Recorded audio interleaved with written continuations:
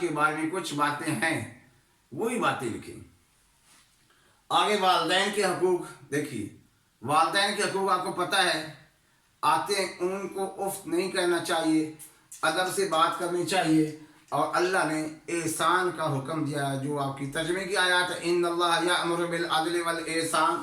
احسان کیا ہے کہ جو جتنی بھلائی کر رہا ہے اس سے بڑھ کر بھلائی کی جائے۔ والدین جتنی بھلائی آپ کے ساتھ کر رہے ہیں اس سے بڑھ کر بھلائی۔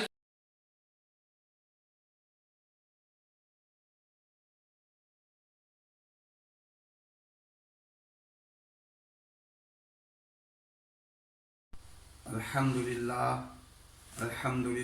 حمدا کثیرا طیبا مبارکا فی، اللہم لا احصی ثناء علیک انت کما اثنیت علی نفسک، اللہم صلی علی محمد وعلی آل محمد کما صلیت علی ابراہیم وعلی آل ابراہیم انکا حمید مجید، اللہم بارک علی محمد وعلی آل محمد کما بارکت علی ابراہیم وعلی آل ابراہیم انکا حمید مجید۔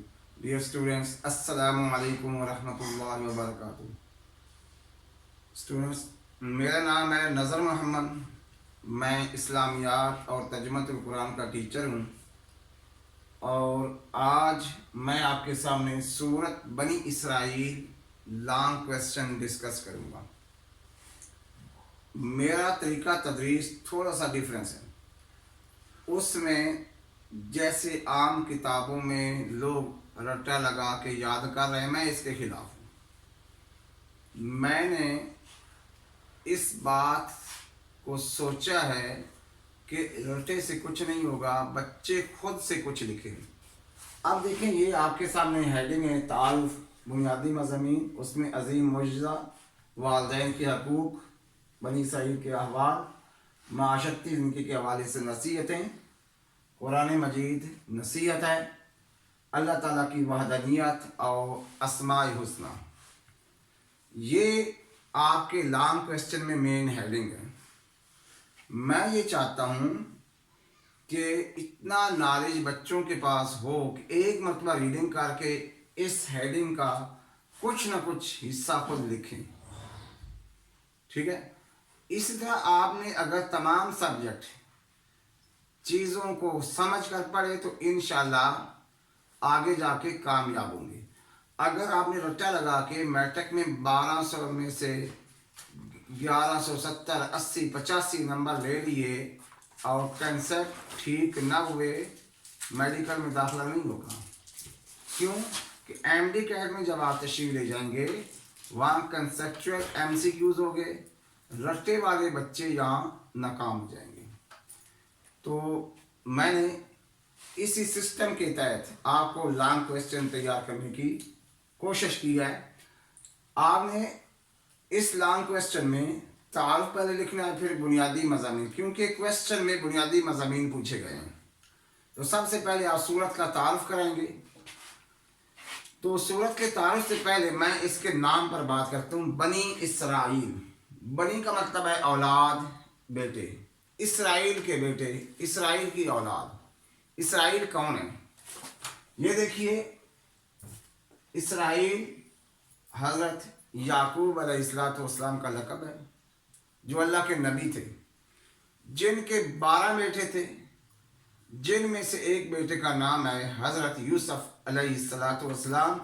سورت یوسف میں تفصیلی تذکرہ موجود ہے۔ تو یہ 12 جو بیٹے تھے، بنی اسرائیل یہاں سے شروع ہوئی ہے۔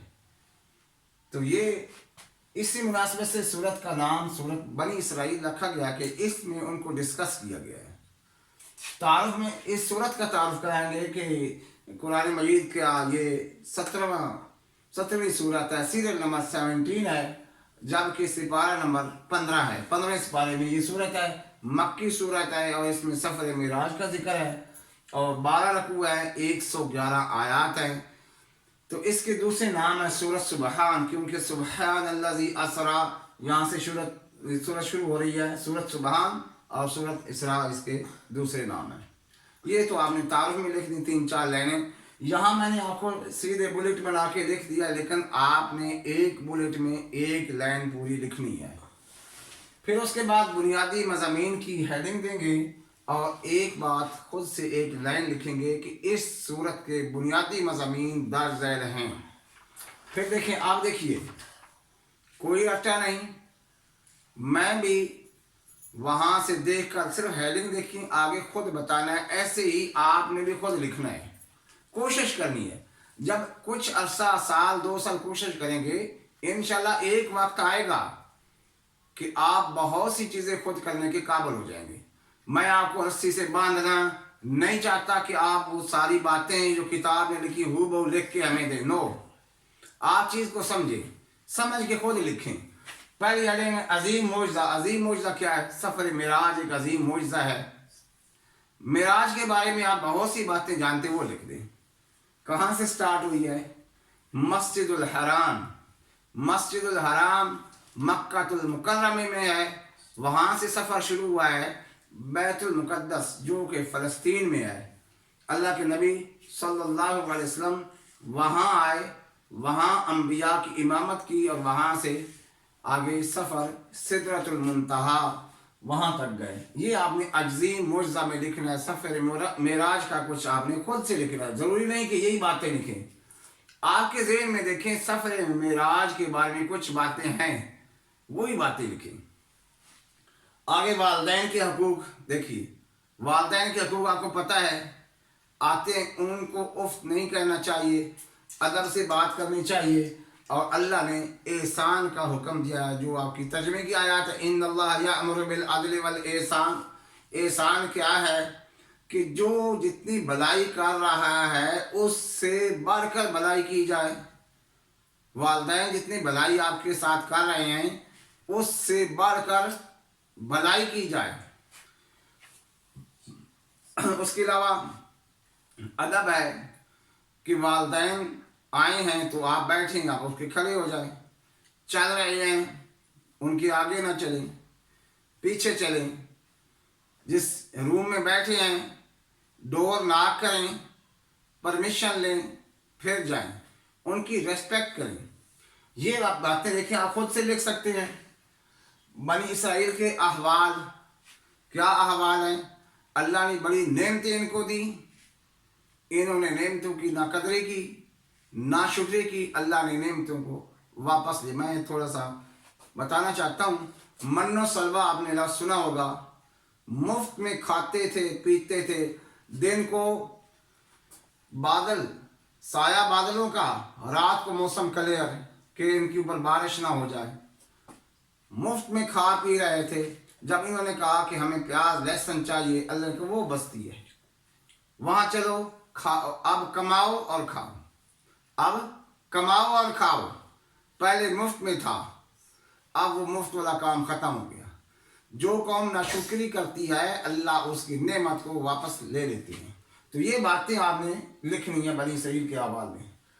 माशरती ज़िंदगी, सोशल लाइफ में जो अच्छे काम है वो लिखने हैं। सोशल लाइफ के हवाले से नसीहतें क्या है? यतीम का माल नहीं खाना चाहिए, यतीम का माल नहीं खाना चाहिए, नाप तोल में कमी नहीं करनी चाहिए, वादा पूरा करना चाहिए, सच बोलना चाहिए, फजूल खर्ची नहीं करनी चाहिए, इसराफ तबजीर इससे बचना चाहिए, और जब माल खर्च करना हो म्याना रवि का हुक्म है। ये बातें आप खुद से लिखें। आगे जो कुरान मजीद नसीहत है, कुरान मजीद के फ़ज़ाइल लिखें इसमें। वइज़ा तुलियत अलैहिम आयातुहु ज़ादतहुम ईमाना, जब उनके सामने अल्लाह की आयात की तिलावत की जाती है उनके ईमान में इजाफा होता है। यकीनन यकीनन कुरान है ही ऐसी किताब, आप बार बार पढ़ें नहीं उकताएंगे, आपके ईमान में इजाफा होगा, अल्लाह के खौफ से दिल डर जाएगा। एक बड़ा डाकू था, दीवार पर चढ़ा तो आगे एक बंदा तिलावत कर रहा था। क्या ईमान वालों के लिए वो वक्त नहीं आया कि उनके दिल अल्लाह के डर से, अल्लाह के खौफ से डर जाए? अब वो अरबी जानता था, اب اس نے ایت پڑھی, ایسی چوٹ پڑی, وہاں سے نیچے اتر آیا, سارا لوٹا ہوا مال واپس کیا اور اللہ کی یاد میں مشغول ہو گیا, توبہ کی, اور اس کے بعد اس نے کبھی یہ کام نہیں کیا, اور عابد الحرمین کے لقب سے مشہور ہوا, حرمین کا عبادت گزار. یہ ہے قرآن کی تاثیر. یہ باتیں آپ یہاں لکھے تھے. آخری آیت میں اللہ تعالیٰ کی وحدانیت اور اسماء الحسنہ, اللہ کے اسماء پیارے نام, وللہ الاسماء الحسنہ فادعوہ بہا, ان کو ایک تو یاد کیا جائے, جنت میں جانے کا ذریعہ ہے, وسیلہ ہے, اور یہ اسماء الحسنہ بہت بڑا وسیلہ ہے. اللہ نے فرمایا قل ادعوا اللہ او ادعوا الرحمن ایما تدعوا فلہ الاسماء الحسنہ, اللہ کو اللہ کر کے پکارو یا رحمان کر کے پکارو, سب اچھے نام اسی کے ہیں. اسماء الحسنہ کی فضیلت کچھ آپ یہاں لکھ دیں گے. دیکھیے آدھا لانگ کویسچن بیٹا آپ کو آتا ہے یہاں سے, یہی آپ نے باتیں لکھنی ہیں. آپ نے یہ ہیڈنگ بنا کے یہ باتیں لکھ دیں اور آپ کا یہ لانگ کویسچن انشاءاللہ تیار ہو جائے گا. آپ نے ہیڈنگ یہ لکھی ہے نا, ایک مرتبہ اس کی ریڈنگ کر کے اس کو ذہن میں بٹھانا ہے کیا باتیں ہیں, اور پھر آپ نے لکھ دینا انشاءاللہ. اگر آپ کو یہ ویڈیو اچھی لگی, پسند آئی, تو ہمارے چینل کو سبسکرائب کر لیں اور اس ویڈیو کو آگے شیئر کریں. اگلی ویڈیو تک اجازت, اللہ حافظ.